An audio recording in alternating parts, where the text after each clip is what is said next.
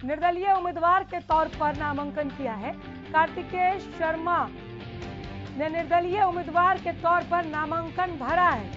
इस वक्त की बड़ी खबर आप तक हम पहुंचा रहे हैं। कार्तिकेय शर्मा को जेजेपी ने लिखित में समर्थन दिया है।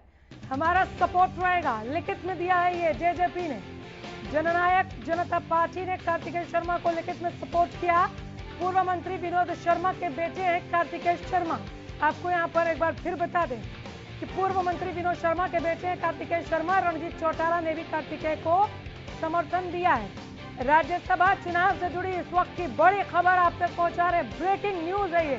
कार्तिकेय शर्मा ने किया है नामांकन, तस्वीरों के साथ, नामांकन के वक्त की तस्वीरों के साथ ये बड़ी खबर पहुंचा रहे हैं।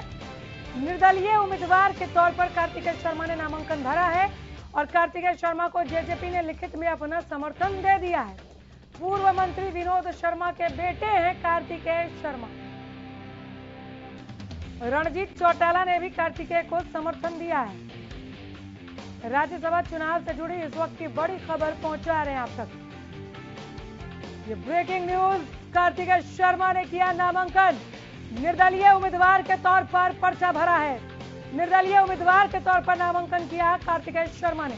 सुशील सिंह हमारे संवाददाता जुड़ गए हैं ज्यादा जानकारी के साथ। सुशील, निर्दलीय उम्मीदवार के तौर पर आ रहे हैं कार्तिकेय और जेजेपी का लिखित सपोर्ट, थोड़ा और विस्तार से बताइए कार्तिकेय शर्मा के जंग की इस तैयारी के बारे में।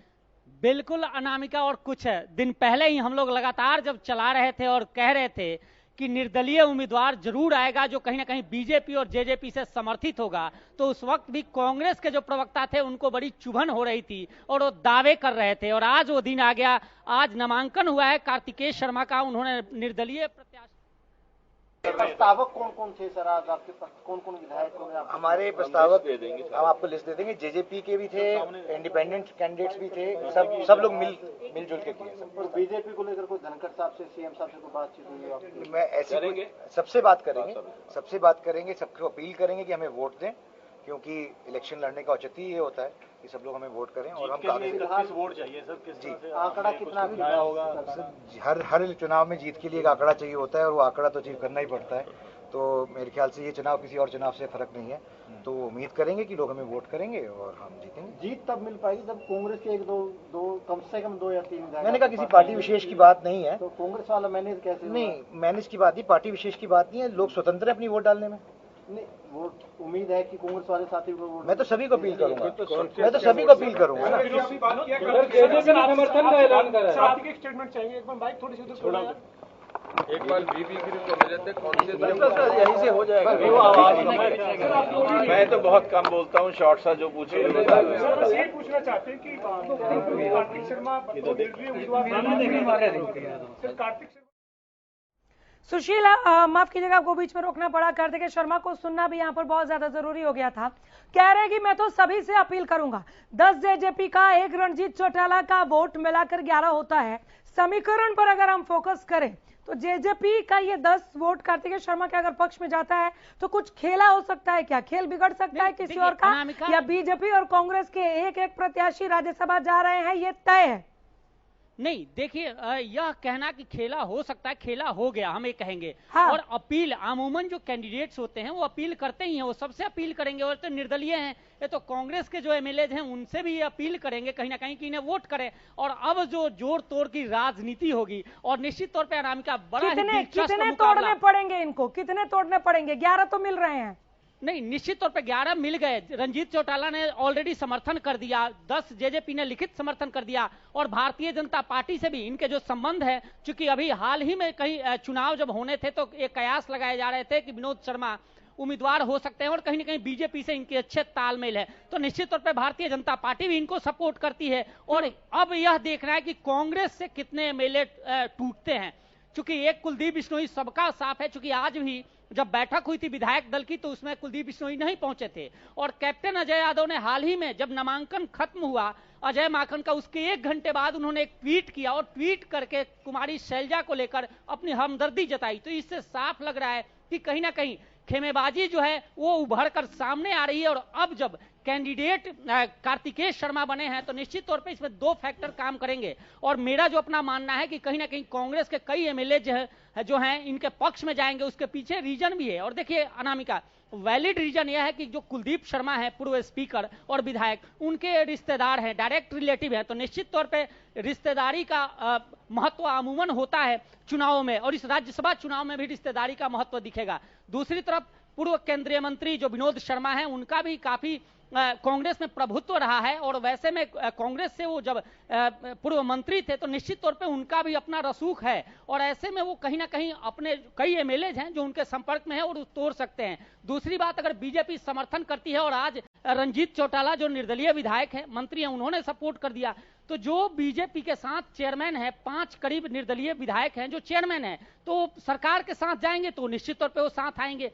ऐसे में सबसे बड़ा सवाल कि कांग्रेस के कितने विधायक टूटते हैं या फिर क्रॉस वोटिंग करते हैं या फिर अनुपस्थित होते हैं। क्योंकि इस बार यह भी है कि अगर कोई व्यक्ति, कांग्रेस का कोई व्यक्ति एमएलए अगर अनुपस्थित होता है चुनाव से तो निश्चित तौर पे वोट काउंट नहीं होगा, जबकि अमूमन देखा जाता था कि व्हीप जारी करने के बाद वह वोट काउंट होता था। लेकिन इस बार एजेंट को दिखाना पड़ेगा कि उन्होंने वोट किया है, तब वो काउंट होगा। तो निश्चित तौर पे एक बड़ा दिलचस्प मुकाबला होने वाला है, और अब जोड़ तोड़ की जो राजनीति है वो लगातार देखने को मिलेगी। और वो दिलचस्पी अभी से दिखने लगी है, जोड़ तोड़ करने की जरूरत भी पड़ेगी या नहीं। जब हम बात करते हैं पूर्व मंत्री विनोद शर्मा की कि उनका क्या रसूख रहा है, उनका कितना वर्चस्व रहा है, अभी आंकड़े जो दिखाई दे रहे हैं वो ये बता रहे हैं, बल्कि चीख चीख कर दर्शा रहे हैं कि अजय माकन का खेल कहीं ना कहीं बिगड़ गया है कहूं या बिगड़ने लगा है कहूं, आप करेक्ट कर दीजिए। बिल्कुल बिगड़ने लगा है हम कह सकते हैं। इसलिए कह सकते हैं कि देखिए, जो कांग्रेस के एमएलए, 2 एमएलए से हमारे चंडीगढ़ के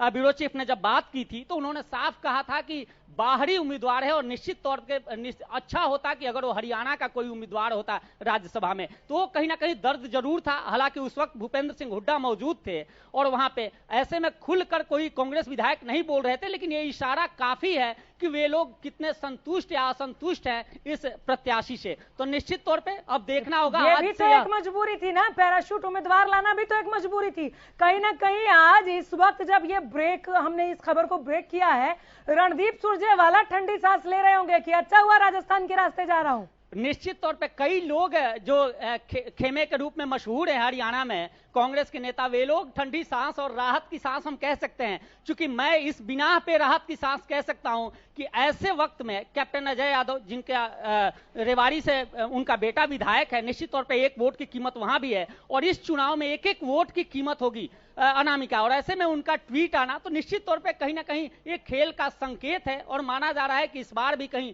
2016 के तर्ज पर कुछ ऐसा ना हो कि बीजेपी समर्थित और जेजेपी समर्थित उम्मीदवार जीत जाए। हालांकि देखिए अनामिका, हुड्डा को कम आंक नहीं सकते, क्योंकि जब 2009 का हमने जिक्र जब हम करते हैं और किस तरह से विधायक थे, कितने विधायक कम आए थे, और अचानक सारे निर्दलीय जो किसी और पार्टी में जाने की तैयारी कर रहे थे उस वक्त, और उनको अचानक से लेकर सरकार बना लेना और हजका के विधायकों को तोड़ लेना, निश्चित तौर पे एक बड़ा जोड़ तोड़ की राजनीति हमने देखी है। और उसमें कहीं ना कहीं जो भूपेंद्र सिंह हुड्डा हैं वो माहिर हैं। ऐसे में कड़ा मुकाबला इसलिए है कि दोनों तरफ से खेल बराबरी का है, और देखना है कि इसमें कौन बाजी मारता है। जी, क्या वाकई अभी इस वक्त इतनी मजबूत स्थिति में भूपेंद्र हुड्डा हैं?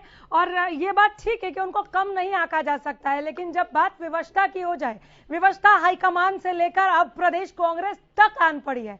हाईकमान की व्यवस्था यह थी कि सुरजेवाला को अगर यहाँ से हमने राज्यसभा भेजने की कोशिश की तो कांटा निकालने की कोशिश की जाएगी, इसलिए अजय माकन का नाम पैराशूट के जरिए यहाँ पर सामने रख दिया गया। अब कार्तिकेय शर्मा आ गए हैं, तो यहाँ पर अजय माकन नाम का जो तुरुप का इक्का रखा था हाईकमान ने, कांग्रेस हाईकमान ने, वो काम आएगा या नहीं आएगा ये भी खुलकर नहीं कहा जा सकता। ऐसे में भूपेंद्र सिंह हुड्डा का क्या रोल रहेगा, थोड़ा और मैं इस पर बात करना चाहती हूँ आपके साथ। बिल्कुल, देखिए अनामिका, भूपेंद्र सिंह हुड्डा को लेकर मैं इसलिए कह सकता हूं क्योंकि मैंने उनका राजनीतिक अनुभव और उनका राजनीतिक कार्यकाल दोनों मैंने देखी है। और अमूमन इस चुनाव में जबकि फुल प्ले जो खेल रहे हैं, उनकी सत्ता है और वो जैसे चाहें वैसे खेल रहे हैं, तो निश्चित तौर पे यह माना जा रहा है कि हुड्डा चूकेंगे नहीं और आला कमान को कहीं ना कहीं उन्हें प्रूफ करना है कि उनको जो प्रदेश अध्यक्ष का कमान उनके पाले में आया है, उदय भान को बनाया गया, लेकिन कहीं ना कहीं सबको पता है कि उदय भान नहीं भूपेंद्र सिंह हुड्डा हैं। तो ऐसे में यह बहुत बड़ी चुनौती है और इस गेम को अगर जीतते हैं तो निश्चित तौर पे जो कांग्रेस मतलब भूपेंद्र सिंह हुड्डा और भूपेंद्र सिंह हुड्डा मतलब कांग्रेस कही जाती है, हरियाणा कांग्रेस, वो निश्चित तौर पे कद बढ़ेगा। और मुझे जो लगता है कि कोई भी हुड्डा गलती नहीं करेंगे और जितना जोर तोड़ की राजनीति होगी या किसी भी कीमत पर इस सीट को निकालने की कोशिश करेंगे। जो है सुशील, आंकड़े क्या बता रहे हैं? क्या भूपेंद्र सिंह हुड्डा के लिए राह इतनी आसान होगी कि अजय माकन को भेज दे राज्यसभा? अब ये नामांकन जो हो गया है कार्तिकेय शर्मा का, इसके बाद बिल्कुल देखिए, एक विधायक जो कुलदीप बिश्नोई हैं जो अलग थे, 30 की जरूरत जैसा कि कहा जा रहा है, भूपेंद्र सिंह हुड्डा ने भी बयान दिया कि 31 नहीं 30 की जरूरत है जिससे वो बन जाएंगे। और एक बलराज कुंडू जो महम से विधायक है, निर्दलीय विधायक हैं, सबको पता है कि वो कहीं ना कहीं भूपेंद्र सिंह हुड्डा के सानिध्य में है, उनके पास है। ऐसे में सबसे बड़ी जो जिम्मेदारी है वो 30 या जो विधायक हैं कांग्रेस के, अभी कुलदीप बिश्नोई को छोड़ दें तो उनको अपने साथ रखना बहुत बड़ी बात होगी। और कहीं ना कहीं यही वजह था कि कल ही जब एक निर्देश जारी किया गया था कि जितने भी विधायक हैं कांग्रेस के वो सब लोग पंचकुला पहुंचे और सब लोग मौजूद हैं, सब लोग वहां पे थे एक कुलदीप बिश्नोई को छोड़कर। तो निश्चित तौर पे अब उनको पकड़ कर रखना, उनको उनके ऊपर अपना अधिकार रखना, उनके ऊपर पकड़ रखना, यह एक बड़ा मैसेज जाएगा और एक बड़ा काम है। 30 कांग्रेस के कुलदीप बिश्नोई को छोड़कर 30 कांग्रेस के, और अगर एक निर्दलीय चले भी जाते हैं तो अजय माकन का खेल फिर भी संभला रह सकता है। लेकिन अगर वहां से 3-4 भी बिदक कर आ गए कार्तिकेय शर्मा की तरफ, तब क्या होगा? निश्चित तौर पर देखिए यही सवाल हो रहा है कि अगर जो अंक गणित जो आप अनामिका कह रही हैं, अगर अंक गणित हम ऐसे समझे 90 में कि पहली सीट के लिए 31 की जरूरत है, दूसरे के लिए 30 की जरूरत पड़ेगी निश्चित तौर पे। अब ऐसे में कुलदीप बिश्नोई अगर क्रॉस वोटिंग कर देते हैं, वो बीजेपी को जो बीजेपी समर्थित या जेजेपी समर्थित उम्मीदवार हैं उनको वोट कर देते हैं।